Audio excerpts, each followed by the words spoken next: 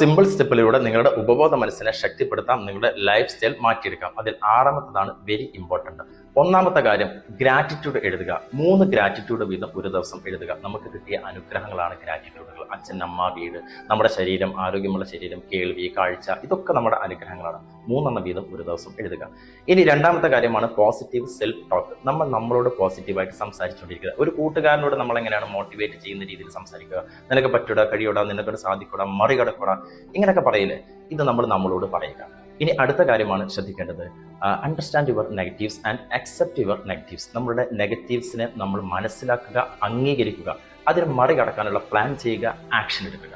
അടുത്ത കാര്യമാണ് maintain healthy physical fitness. നമ്മൾ ഫിസിക്കൽ മെൻ്റലി ഫിറ്റ്നസ്സിന് വേണ്ടിയിട്ടുള്ള കാര്യങ്ങൾ തുടങ്ങാൻ ഒരു പണിയില്ല, അത് മെയിൻറ്റെയിൻ ചെയ്ത് മുന്നോട്ട് കൊണ്ടുപോകാനാണ് പണി. വ്യായാമം പോലത്തെ കാര്യങ്ങളൊക്കെ നമ്മൾ മെയിൻറ്റെയിൻ ചെയ്തുകൊണ്ട് പോവുക.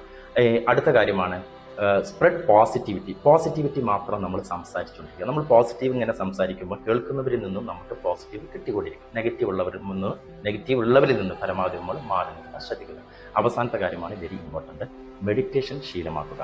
ഒരു 10-20 മിനിറ്റ് ചെയ്യുന്ന ശാന്തമായിട്ട് ബ്രെയിനിന് കൊടുക്കുന്ന എന്തും മെഡിറ്റേഷനായിട്ട് കണക്കാക്കാം. മൈൻഡ്ഫുൾനെസ് ഒക്കെ നിങ്ങൾക്ക് പ്രാക്ടീസ് ചെയ്യാം. അത് ബ്രെയിനിൻ്റെ ഒരു ഇന്ധനമാണെന്ന് മനസ്സിലാക്കുക. 21 ദിവസം നിങ്ങൾ തുടർച്ചയായിട്ട് ഇത് ചെയ്താൽ 100% നിങ്ങൾക്ക് ഇതിൻ്റെ റിസൾട്ട് കിട്ടുമെന്ന കാര്യത്തിൽ ഒരു സംശയമില്ല. 6 സിമ്പിൾ സ്റ്റെപ്പിലൂടെ